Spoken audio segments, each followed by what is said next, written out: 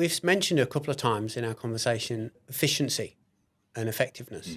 These are the things we're all striving for, both as suppliers in the sector and schools that are there operationally running the organisations of business and educating children. From your experience, think of some of the most important elements of ed tech offerings for helping schools run more efficiently, but in the finance and operational space.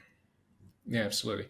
I think reflecting on our experience, it has a lot to do with the approach and the capability of the team and the company.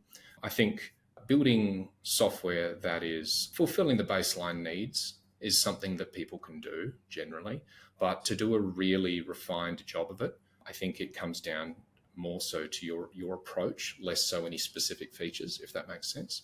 Something that we do, I think that is reasonably unique is we empower our client-facing teams to influence product development very directly. So they literally sit near each other so that there can be like a constant dialogue, like it's water cooler conversation central, like that. And that's the idea. We want to instigate these casual conversations about how the product could be improved between people who are having conversations with customers all the time and the people who are literally writing the code. And I think the other thing that comes to mind is we've always had this philosophy that while there is absolutely substantial variation in individual processes at individual schools, there are broad themes that we see consistently. And that's an opportunity for us to build efficiently in what we do. So build one thing and make it available to lots of people very quickly. And so whenever we approach a request from a school to build new functionality in the software, we always say, how do we make it so that this could be used basically by any customer rather than XYZ high individualized school's bespoke feature.